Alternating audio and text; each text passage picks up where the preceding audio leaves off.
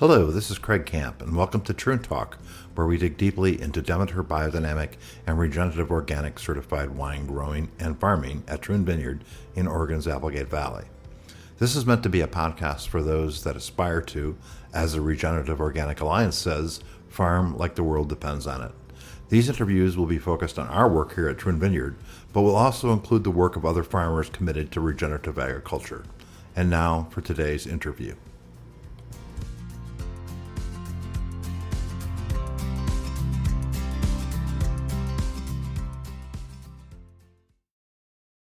Hello, everyone. Welcome to Troon Talk, where we dig deeply into biodynamic and regenerative organic agriculture.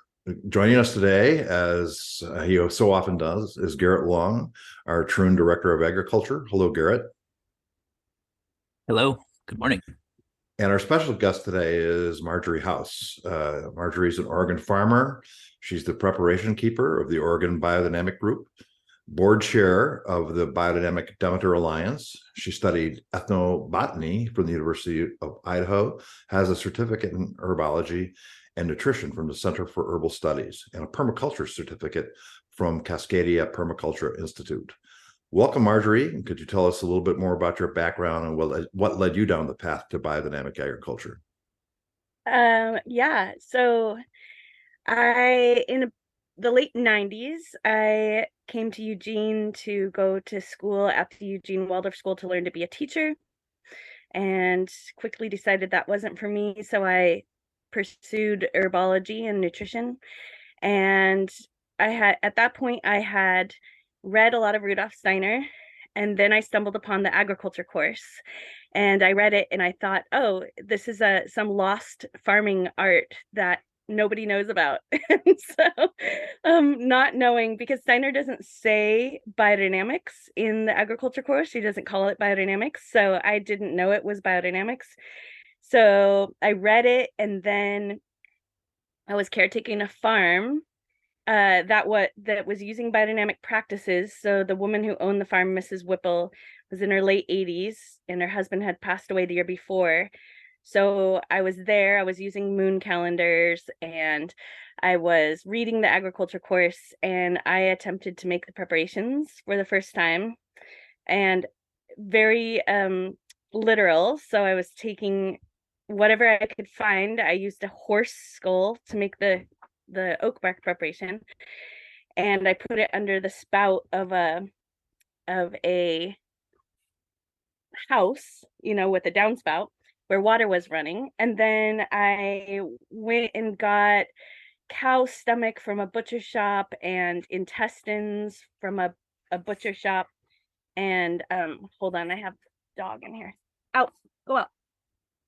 And I made all of the preparations with what I could find, and then I put those whole pieces, that whole cow stomach with dandelion and the whole bit of intestines in the compost pile. In that compost pile, I put nettles in the compost pile. I was doing it as best as I could in my attempt. And now when I think back about making preparations by myself and thinking I was onto some lost art, it's completely laughable now that I know how to make preparations and have learned from groups. So anyway, I attempted to make the preparations on my own, and it was an amazing compost pile, I have to say.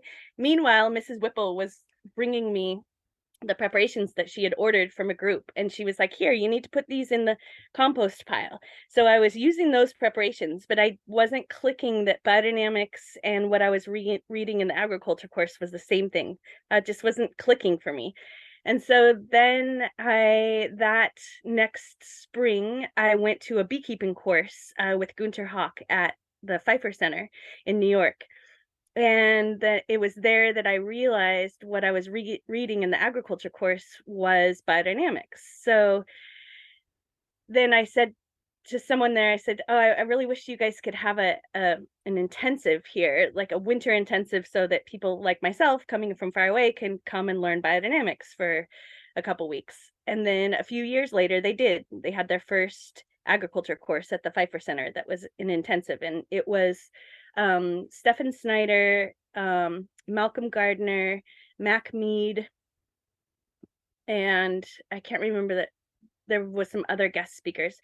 So that was a week-long intensive. That's where I met Rudy Marchese. He also was there and having his first introduction to biodynamics from Montenor.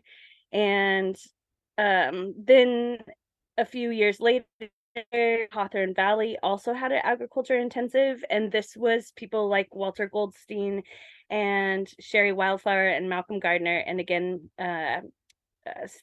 Stefan Snyder, and a whole bunch of other biodynamic practitioners. And that was a week long at the Nature Institute doing observation, and then a week long at Hawthorne Valley learning about biodynamics. And then Malcolm Gardner said to me, you know that there's a group in Oregon that's been going since the 70s making biodynamic preparations. And lo and behold, I had been to that farm, Wintergreen Farm, and I still hadn't made the connection because I knew that Wintergreen did some kind of herbal preparations and whatnot, and had friends that work there. But the word biodynamic still hadn't crossed at that moment. And so Malcolm said, you know, there's this great group and you should go and join them. And so I came back, and that was in 2006. I joined the Oregon Biodynamic Group.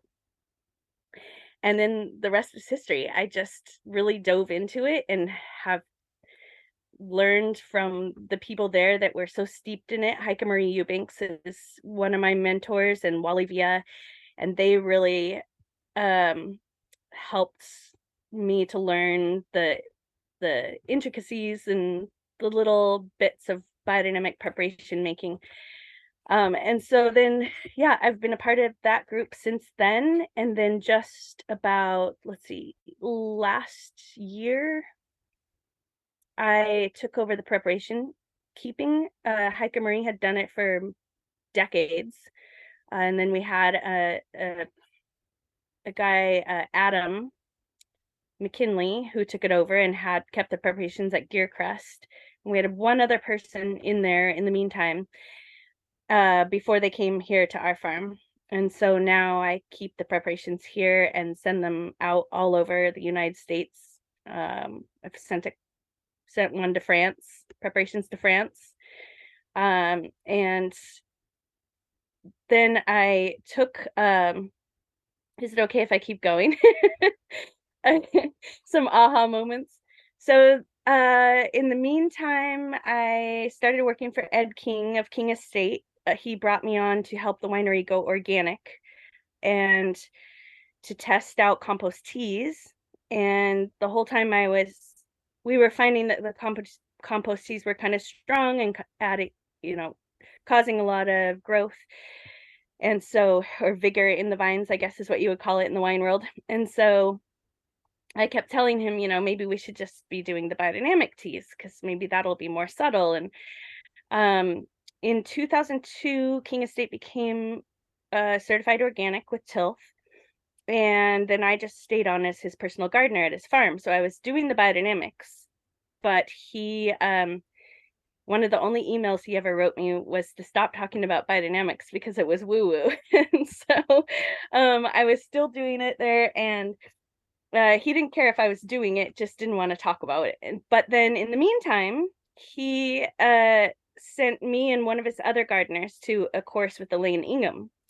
And so I went to one of those in-person courses and then did some online courses with her. And that's when I started to have these aha moments of what biodynamics was doing, because I knew from herbology and learning nutrition and anatomy and whatnot, and then taking the Elaine Ingham course where she is saying that you have to have these fungal bacterial combinations, and the more stuff you add to the compost pile, the more you might capture these symbiotic relationships of fungus and bacteria. And so then that's when I went, oh, well, that must be what's going on with the preparations, because when you rot an animal part, you get bacteria, and when you rot a plant part, you get fungus. And so here are these perfect fungal bacterial combinations that Rudolf Steiner just interpreted, or intuited. And so that, for me, I kind of started going down that rabbit hole of that's what must be happening here. And that's where also with people like Ed who were at the time, he may have changed more into the science side. I said to myself, in order for biodynamics to grow, we have got to make connections with the modern world. And farming, it's gone from folk farming, where people used to use these kinds of things and have their own fertility on the farm and use moon calendars and the moon rhythms. And then we went to this industrial revolution, industrial age of farming with the use of fertilizers and synthetics. And then now here we are coming back to the folk farming, and we have all this science to back it up. And so that's where I said we have to make bridges. Biodynamics has to make bridges in order to grow. It has to be able to start to explain things, even if we can't completely explain them now. Those are my intuitions, just as Steiner's intuitions were to just do this in the first place with these combinations. Now, my intuition says maybe this is what's going on, and now we have this ability to ask the right questions. I think asking the right questions nowadays with what's going on with biodynamics is going to take us really far as being able to explain some of these things. Now, I've been told that you can't explain what biodynamics does. Like, there are people that are so steeped in the dogmatic part of biodynamics that they say you can't explain what's going on. But in my mind, if Steiner were alive today, he would be backing this up. He was a spiritual scientist. He was a scientist in itself, in his own right. And I think that he would be supporting this kind of explanation. Yeah. So Okay. So Marjory, you recently led a biodynamic preparation-making field day here at Troon Vineyard. Why do you think these group events are important to the practice of biodynamics? Definitely the group events take a lot of the mystery out of biodynamics, and it helps people to get their hands dirty and have the hands-on experience and really have this tangible understanding of what's going on, plus the social aspect and the support and the talking with other people. I think that that's super important, but really just the hands-on, seeing what the preparations are, seeing what's going on, it takes the mystery out of it, I think, for people. I think that's really important for people to see how easy it is and what it's all about. Right. So Garett, what led you to want to host a preparation making workshop here at Troon? Yeah, I mean, I agree with everything Marjory was just saying about the importance of gathering to improve the practice and also just share the knowledge. For myself, biodynamics, I think, presents an opportunity for individual growth and spiritual growth and connection. I think it provides a lens through which the practice can become meditative and you can gain new insights. And there's a lot of kind of associated exercises and practices that can be done individually, and I think should be practiced by every biodynamic farmer as you deepen your own practice. But I think in my experience, and I am guilty of being an extreme extrovert and loving social gatherings, but also I think that's where a lot of real knowledge sharing comes in. I mean, as Marjorie was talking about her own journey and listing off some of the biodynamic greats, as far as I'm concerned, some of the most well-known and the sort of eldest of the living biodynamic practitioners today. I think having mentors like that, gathering folks like that, are ways to both hook folks who are maybe interested or kind of, like Marjorie, like read the book but didn't make the connection, or maybe you'd heard something, or heard a podcast or something like that, whatever, and are just interested in learning more. I think gatherings are really important. So for us in Southern Oregon, there is a history of having an active group here in Southern Oregon that was separate from the Oregon group that Marjorie is representing.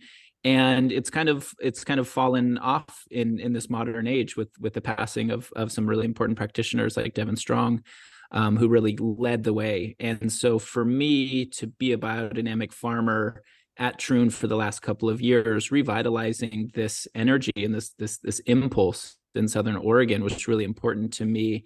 And to have Marjory come down and help shepherd that and help inform me and us of some of that history and that legacy here, I think was really important. So I think, it speaks to the general wisdom that can be shared when you have mentors and elders present, and also to look back at that legacy and also look forward. And I think gathering the folks here who are interested in Southern Oregon and really catalyzing this and gathering more frequently seasonally, that was the real catalyst for this gathering that we just had. So now 5 years into this process, we are making all the biodynamic preparations here on site at Troon. Thanks to Marjory for getting 505, our last one, into the into the lineup this year. So that's exciting. So, but when you're at a starting place, making these preparations can seem very intimidating to a farmer just starting with biodynamics. How can we make that process more accessible, and where should they start? Well, again, that's the importance of the gatherings. I don't think there are very few farms that can make all of the preparations. And so that's where I feel like when farmers can come together and make them, it's not as daunting. And then when there's a prep keeper, then they can give out those preparations or sell those preparations to group members. And so then it makes it a little more accessible as far as the preparations go. So I think that that's a really huge important piece of the gatherings, because you get a lot of biodynamic practitioners who are just gardeners, or maybe they don't have cows on their farm, or maybe they don't have all the parts and pieces. And so it makes it more accessible to small farms to be able to call a prep keeper and get preparations. Barrel compost or barrel compound is also a great thing to do together or to make on your own. If you're a small gardener or farmer, anyone can make barrel compost and then order the preparations and put them into that and get the preparations out on their land. So again, the importance of the gatherings for that purpose alone, for a farmer to be able to have all of those, and then also to connect with other farmers to see how they provide their own fertility, or to see how they do things. Certainly every farm, because biodynamics is really looking at the farm as its own organism, as a full organism, and the goal is to be creating your own fertility with the addition of the preparations. Every farm is unique. There's that farm individuality in each farm. And so, not everyone's farm is going to be exactly the same, which is what makes the science a little tricky, because every situation is going to be different and there are so many variables. So I think as far as accessibility with biodynamics, the group aspect is really, really important. Yeah, I wanted to just add to that as well about breaking down that barrier, that seemingly insurmountable barrier that you just took on, head first when you first started making preps. I really admire that. But I think to gather with a group is to be exposed to the actual, procedures or protocols or whatever you want to call it of making these preparations. And just in this last gathering, I've been making preps for 10 years, give or take. And just in this last gathering with you, Marjory, I was exposed to some novel ideas, like including stinging nettle in our barrel compost was, I think, a really beautiful idea for Oregon farms where nettle is abundant and there can be this real opportunity. Another example is using equisedum. The 508 horsetail tea has incredible uses on a vineyard, or in an apple orchard where your fungal diseases can be so prevalent. And thinking about these novel ways or being exposed to these novel ways in these gatherings, I think is another way to just kind of break down that barrier. And a lot of farmers are wrestling with unforeseen challenges, unexpected unforeseen challenges, and trying to come up with solutions. And to apply this idea of holistic management and growing the preparations to turn them into teas that can essentially work as antifungal agents in the orchards and in the vines is a way to just kind of make this version of farming more accessible to everybody, just to be exposed to these ideas that you may not have come across had you not met a really unique, engaged practitioner. Something I just saw an article about another biodynamic event, and the writers don't always, I think, pick up all the concepts of biodynamics. And the writer kept referring to these preparations as fertilizers, but that's not what they are. How do you perceive the preparations and their role? Well, you're right. They're not fertilizers. They are more like inoculants. They do not, so each preparation has a different action and a relationship. So, for instance, the chamomile preparation helps bring in sulfur and calcium. And it's not that it's adding sulfur and calcium, but it's assisting the plants to uptake the natural sulfur and calcium from the soil. So basically, each of these preparations is helping plants to mine what's naturally in the soil that might be locked up. When you don't have the availability of certain nutrients, sometimes those fungal bacterial combinations help assist the plants in making those available. You can get a chemical soil test from a lab, and it will tell you, particularly in our area of Oregon, it will tell you that our soil is high in potassium. But because we don't have certain nutrients in the soil, also, it's that potassium is locked up and it's not available to the plants. So when you add these other nutrients and these fungal bacterial combinations, then it helps to assist the plants to mine that potassium from the soil, and it becomes available. So in the biochemical sequence of uptake of nutrients of plants, then when you're putting in these nutrients, you're unlocking the soil. Basically, you're unlocking all of that is present or maybe present in the soil, but just not available. So these are definitely not fertilizers. They are more like assistants to making nutrients available. Well, something you mentioned this briefly before, and referred to this. In the making of the preparations, you're using animal cheese, you're using plant materials, fermenting them, aging them together. So you're creating this bacterial and fungal relationship in the final preparation. Could you really dig deeper into that? I thought it was really insightful what you said the other day. Yeah, so when you are building soil, you start with the soil aggregate, and that is either clay or sand silica. Clay, this will be a tiny tangent, but clay in itself, I think, is a wonderful, wonderful soil aggregate because it has what's called a high cation exchange capacity. So that means that it's holding energy in the soil. It has the ability to hold moisture in the soil, and to there's a lot of nutrients in that clay that are often locked up because it's in the form of clay.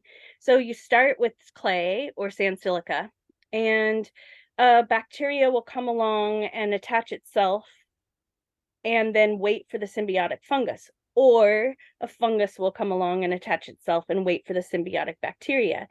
And so with these preparations, you have you have these already bacteria fungal combinations. So they're attaching, and then they're immediately building soil with all of your microbes and macrofauna and microfauna in the soil. It's assisting and sort of speeding up that process, rather than if you built a compost pile and you have too much anaerobic bacteria in there, then you're going to get a very fungal, heavy compost. And that has to do, of course, with oxygenating and turning and all that kind of stuff to build good and having good carbon. But you could have the opposite that has too much. So that one's too much bacteria. You could have the opposite and have too much fungus in there, and then you don't have all the pieces in there to build good soil. So when you're putting the preparations in the compost pile and you're building a good pile that has good carbon nitrogen ratios, then you're immediately putting out onto the soil these combinations to sort of express lane building soil and going deeper. And when you put that here, we're still, people bitch and moan about the clay, but I feel super lucky to have clay, because when you put that interface of clay and you're putting compost on top of that clay, it's just immediately building a deeper, better soil. I don't have a lot of experience with building that on sand or silica, and I can't imagine how hard that would be. But I know that when you're adding the carbon in that situation and organic matter, you're also able to build soil with sand silica a little bit quicker and easier. So absolutely. I was going to say, after farming in Southern California for a few years, where we did have very sandy soil and not a lot of clay throughout most of the farm, the solution was the same as when you have heavy clays. It's add organic matter, add compost, and try to correct, if I may use that word, that balance of fungi to bacteria. I think that balance, that ratio that is captured in the preps, that is captured in a really beautiful compost pile that is then spread across the entire farm, that version of inoculation is, as you explained, not a fertilizer per se, but is the sort of the ticket to improving soil health, whether you're starting with particularly sandy soil or clayey soils. Those are on opposite ends of the spectrum as far as soil texture goes, and yet the way to improve them is exactly the same. And so I think that's a really cool facet of biodynamics, is you have these principles that are relevant across any context globally. You got a clayey soil, you got a sandy soil, you got a temperate climate versus the tropics. The principles still apply, and that is improve organic matter and balance your fungi to bacteria ratios. And biodynamics, again, presents this perfect lens through which we can do that. So yeah, I think the medicine is the same regardless of whether you're starting with sandy soil or not. Marjory, during the event, several times you mentioned the importance of the nutritional value of biodynamic produce. I think consumers usually think that buying organic and biodynamic produce is you simply do that to avoid pesticides and other chemicals. What about the actual nutrition to be found in biodynamic produce? Yeah, so when you eat food from a biodynamic farm, it's undeniable the flavor. When you eat a biodynamic carrot, it's undeniably sweet and delicious. When you're increasing the nutrients in the plants and nutrient availability from the soil into the plants, you're increasing nutrition, and then that comes out in the flavor. It's no wonder it's huge in the wine world, because you're literally getting the terroir into the vegetables or the fruit. And so the organics is what we don't do. So no synthetic fertilizers, no pesticides and herbicides. And then I like to think of biodynamics as what you do. And that is healing the soil, adding to the soil in order for the plants to uptake those nutrients. That increases the preparations and the sprays that you use in biodynamics increase flavonoids, increase the Brix levels, increase sugars, volatile oils. And so with all of that increase, because the nutrient, it's literally making nutrients more available to plants in the soil. And so the plants react by uptaking that and having a higher nutritional value. And then that comes out in the flavor. So that's when you're eating good, nutritious food, obviously that affects your body and your brain and everything, to help you function better. So there's this way that, that's the way I think the way that biodynamics works on you as much as you work on it is, even if you don't believe in any of the esoteric parts of it, if you practice biodynamics and then you start eating the food and then that food is going to your head, then you're getting all of this nutrition. I mean, it's absolutely no wonder that biodynamics is big in the wine world because of that, because you're allowing the grape plant to pull in all the nutrients from around it. Like the grape plant is actually such an amazing plant in itself because it sends this taproot down, and then its roots are going out and drawing from everything growing around it. And so with biodynamics, you're increasing that that capacity of the roots to grow out into the soil and draw even more nutrients. So a biodynamic grape is going to have all the nutrients and flavor, as opposed to one that's farmed chemically, and it's barely going to have roots going out and drawing in nutrients. And so you get this incredible flavor in your food and in your wine and in whatever it is that you're growing. Apples, for us it's apples. People eat our apples and they're like, oh my gosh, why does this taste so good? And there's such a lack of nutrients in our food these days in general. And when somebody eats good nutritious food, they want to eat more of it because it's filling them up instead of giving them empty calories.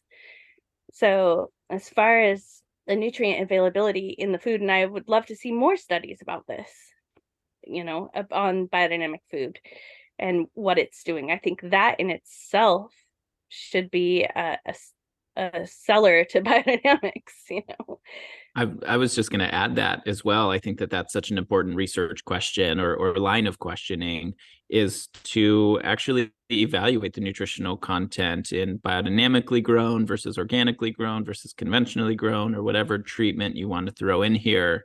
I've done a little bit of that research in my academic background and have learned through that experience that if you're not asking the right questions, if you're not testing for the right suite of nutrients, you're not likely to see the differences that you might expect to see if you're doing, let's say, a blind taste test or something like that. I think sensory evaluation or personal experience have demonstrated the kind of outcome that you were just saying. Like, yeah, you just feel better. It tastes better. It's more flavorful. You feel more energized. You feel this vitality.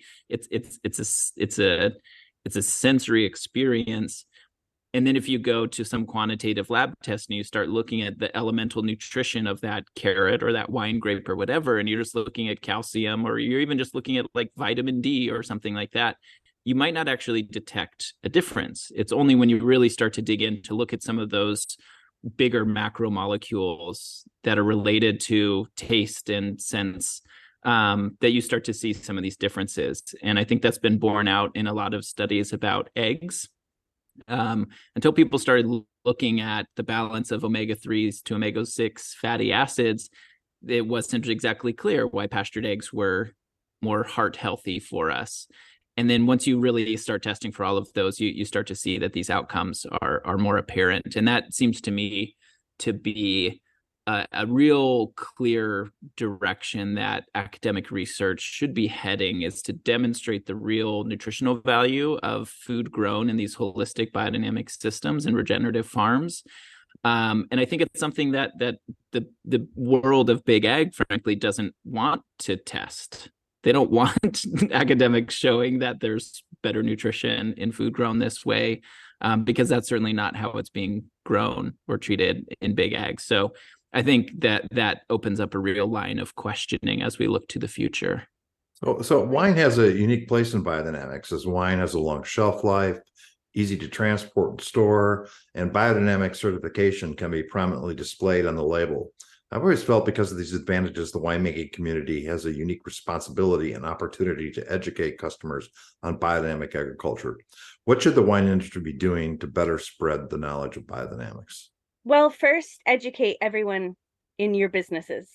In the wine, start by not shying away from it and telling your people to stop talking about it. Maybe it's a good place to start. I mean, everything, especially down to the servers in the wine bars, the people who are giving, those people should have like the most knowledge because they're interfacing with the public, and starting with educating them about what biodynamics does so that we can get away from the woo-woo part of biodynamics, so we can get away from, and I'm not saying that the spiritual aspects are not important or esoteric aspects are not important.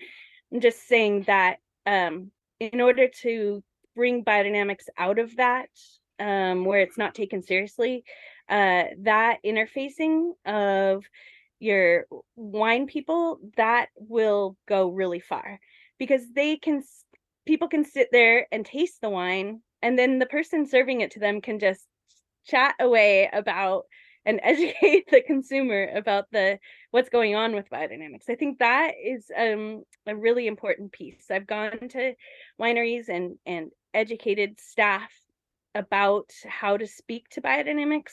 That takes it more serious and takes there's that book Voodoo Vintners, and that was, while it was a great opening, it lacked kind of some of the seriousness. I think that we have to get to that place where we're making the bridge with taking biodynamics seriously and making it more accessible in a modern way.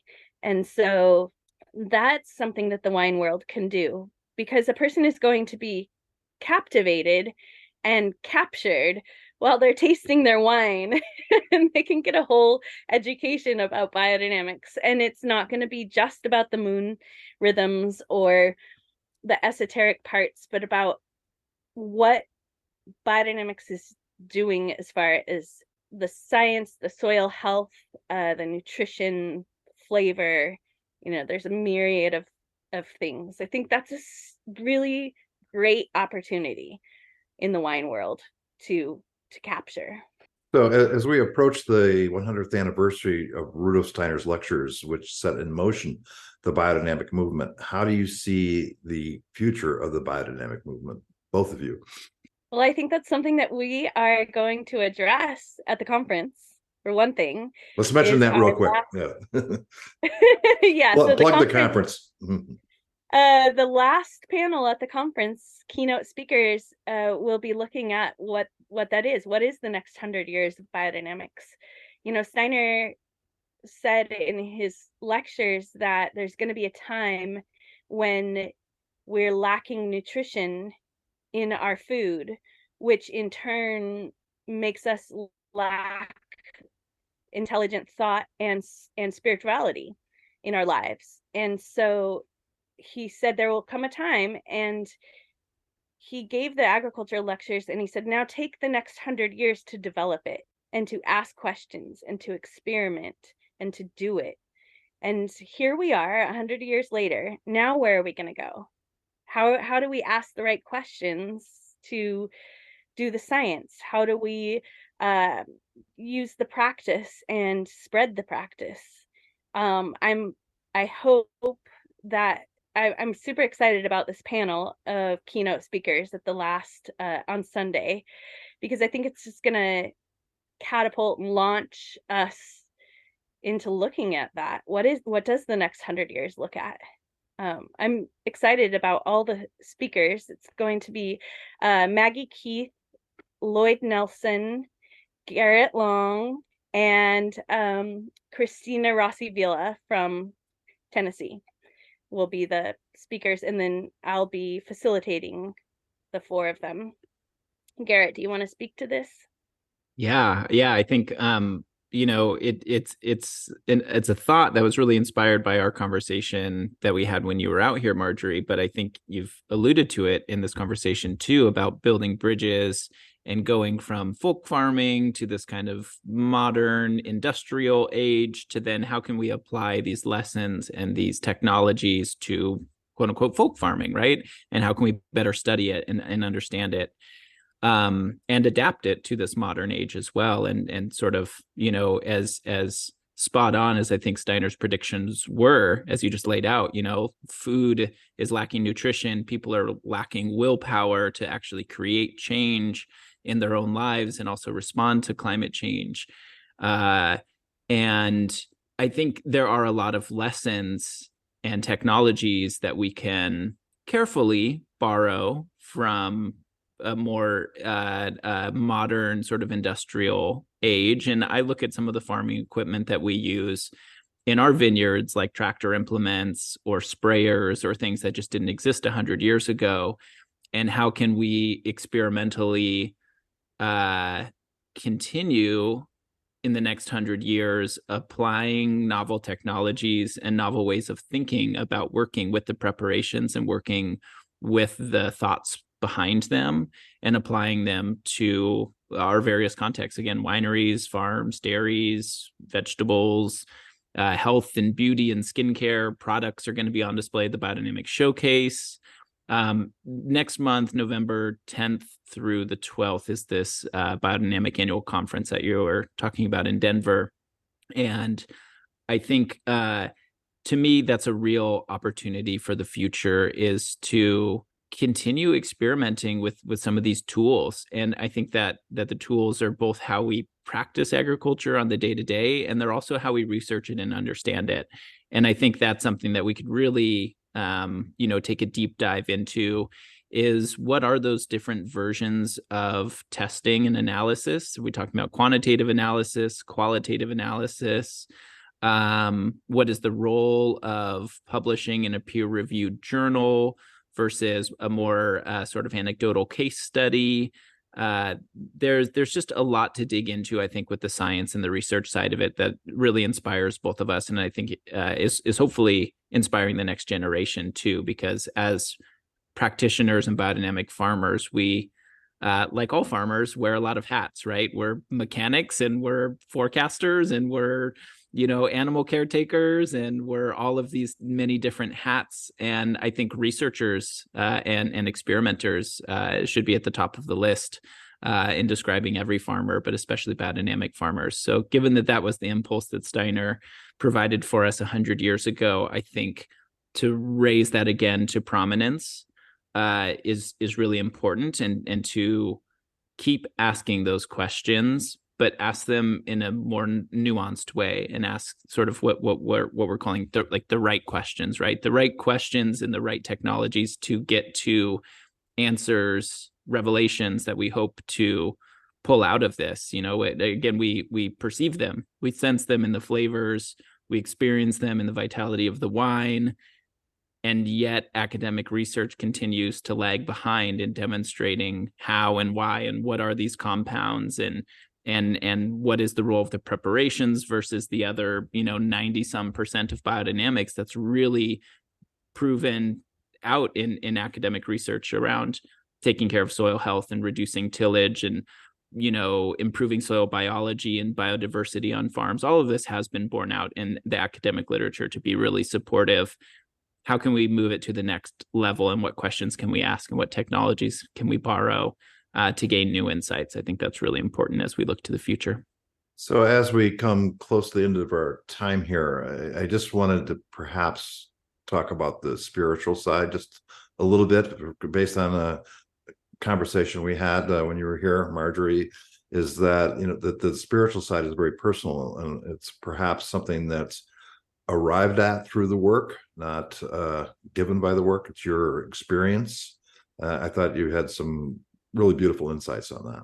Yeah, thank you. I try not to talk too much about that because I don't want to be telling someone how to be spiritual. I think that that's really should be left up to the individual. And we approach biodynamics from the side of spiritual science, as it's said. And I think that once you start doing the practice and gaining the nutrition, then that side starts to stir and be developed within the individual. And that it's the way that biodynamics works on you as you work on biodynamics. And we gain willpower with better nutrition, and gain intuition and insight. And I feel like even Steiner said it's important to develop your own intuition towards things, which in turn develops your spiritual side. Society in general, I think, lacks spirituality, and that's, there are a lot of people that are damaged by religion. And so, I try to steer away from talking about that when I'm teaching biodynamics, because I feel like if people practice biodynamics and they eat the food, then that side just happens. It gets developed, and it gets developed in many capacities. Someone could have huge revelations. So I feel like that is an aspect of biodynamics that it's really kind of undeniable once it starts to happen. I have seen people who are complete agnostics practice biodynamics for a few years, and then suddenly it's like they're feeling nature. They're feeling the nature around them. They're getting the nutrition, so they're thinking deeper maybe. I feel like that's just something that's a beautiful side effect of practicing biodynamics, is this spiritual development that happens. It's not one thing, biodynamics. It's a very individual experience. Absolutely. Yes. And that's just it, is every person develops their own individual spiritual aspect. And it's important to have that individuality in the self, and not be told how to be spiritual in a dogmatic way. That to me isn't it's not a good way to develop your spirituality. But eating good food, practicing biodynamics, being in nature, gathering with friends. Absolutely. Yeah. It's all the wonderful side effects of biodynamics. I'm reminded of a quote. I guess I'll paraphrase it, but Masanobu Fukuoka, who wrote One Straw Revolution and several other great reads. I forget the first part of the quote, but it's about the betterment of the human spirit through, I'll say, this approach to farming. He wasn't practicing biodynamics specifically. He had a different, phrase, natural farming is what he called it. But I think the intention is the same to what you're talking about. In his fields, it wasn't get down off of your tractor, but it was very much immerse yourself in nature. He had this hillside farm, and then he had his rice fields in the lower valleys. And it was about experiencing the energetic qualities, the differences between the forest and the fields. And I think that this approach to farming of like you just said, immerse yourself in nature, gather people, share ideas, eat good food, that all of this leads to the betterment of the human spirit, which allows us to deepen our practice, hopefully gain more spiritual revelation, and really approach farming with this kind of clean heart, I guess, maybe, this intention and this conscientiousness about what your impact is on a daily basis and what your impact is on your community.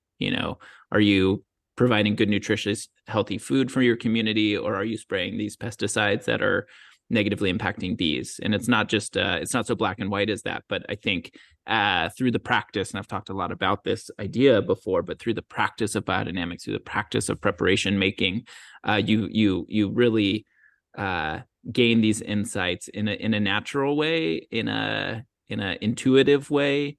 And yeah, it is such a personal experience. So Marjory, tell us now, you've got an apple farm, you're doing some consulting. Where can people find you? Where can we get your apples? All those things. Well, right now we are mostly just picking the apples and pressing them. We have maybe about 600 gallons of cider fermenting. We just had an apple pressing party on Saturday. We sell our apples. Well, right now we're selling them to the school district again. So the kids in our local public schools are eating our apples, and we sell them to whoever wants to come and buy some. We do pressings for people. So if people order cider, fresh pressed cider, they can put in an order and we'll do a day of pressing for them. My husband is the pressing maniac around here. He does a lot of the apple pressing. I am not currently selling at the South Lane Farmers Market this year because I had other opportunities happening. So perhaps next year, my daughter will be moving home from Nashville and she wants to grow vegetables and work at the farm. And she and my son will probably start up farmers market again next year. They're both grew up doing that and have in the last few years done it on their own. So South Valley Farmers Market, there's more biodynamic farmers there than any farmers market in the country. So not everyone is certified. I should speak to, the certification of biodynamics is called Demeter, and a couple of aspects that set Demeter certification aside from other certifications is that the farm is required to put aside 10% of their land for nature, and then it holds the highest, strictest animal welfare rules of any certification. So there are a lot of small farms that are not certified because biodynamics fits really well with a small farm, and usually those small farms are selling just direct to the public or to their through CSA, or to their communities directly through farmers market. So for now, I've taken my website down, which was gobiodynamic.com, which was my consulting website, because I am currently teaching urban farm and garden at the U of O. So that's kind of where my focus is at the moment, is teaching and inspiring others to have this lifestyle. Farming is a lifestyle. Gardening is a lifestyle. It's something you might not make $1 million at, but but you're gonna have a good life, I think. Yeah, so I am in Cottage Grove, Singing Creek Farm. People can make appointments to come here and have tours. We have quite a few tours. We have children come out from schools. We have the Waldorf teacher training. So I've been handed, Walivia did the biodynamic farming classes for the Waldorf teacher training at the Eugene Waldorf School, and I'm super honored he passed that on to me this year. So I also teach that, which is just a couple days a year. So we have those groups come out for tours. We have had South Valley Athletics. They had a nature camp and they came out to our farm for tours. So we're always open to that kind of thing. Our farm is only 7 acres. We have 2 acres of apples, which is around roughly 500 apple trees, mostly dessert apples. We've been cutting them down, some of them, and top grafting new varieties, cider varieties. I also belong to a group called the Agrarian Sharing Network, and this is, you can look it up. We have a website. What we do is we're all orchardists, so we bring scion to these events, and we offer hundreds of varieties of scion. We bring rootstock. You can choose the scion. You can take scion for free, buy a rootstock for $3, and we have grafters, volunteer grafters set up to graft trees. The initiative with this is to provide food security in small communities. We put on about 8 of these events between Corvallis, Eugene, Sweet Home, Cottage Grove, Williams, Cave Junction. And it's also a seed swap. And so we have initiatives for seed grow outs, and we offer good, viable seed, and it's all free. And we also have work parties here at the farm for that, to get ready for that. It's a bunch of nerdy plant people, and it's a good time if you're into that. And then, we talk about biodynamics, we talk about grafting, fruit identification. It's something that I'm really involved in. Then the Oregon Biodynamic Group is another group I'm involved in. We have a website. We sell preparations. You can come and learn. It's free. We have our spring meeting. So we have a spring open house that usually happens around April or May, and we choose a different Waldorf school anywhere between Portland, Corvallis, and Eugene, and it's an all-day education on biodynamics. It's also free. You can give a donation for it, but it's free. We have different people talk about, we cover the moon calendar, we cover animal husbandry, preparations, compost making, and sometimes other subjects get thrown in there, but it's an all-day event. This last year we did it at the Eugene Waldorf School, so I think we'll be doing it at the Corvallis Waldorf School next spring. And then we have spring preparation making at Wintergreen Farm, and we dig up the preparations there in the spring. Summer preparation making is at our farm, usually in June. All of these dates can be found on our website. We usually post them or make them in January. We have a winter study meeting that's open to the public as well. Sometimes we choose a chapter of the agriculture course. I think the subject of this winter is going to be the social aspects of biodynamics. And that, I believe, tentatively will be at Goodfoot Farm, which is up in Philomath. And that's Beth Hoynaki's farm. And then we do fall preparation making again at Wintergreen Farm. So we have roughly about 5 meetings a year with the Oregon Biodynamic Group, and that can all be found on our website, which is oregonbd.com. So then there's the Alliance and the conference coming up. That's in Westminster, Colorado, November 10th, I believe, right, Garrett? Yes, the the 10th through the 12th. There's some pre-conference events that start on the 8th and 9th, but you're right. It's that weekend. Right.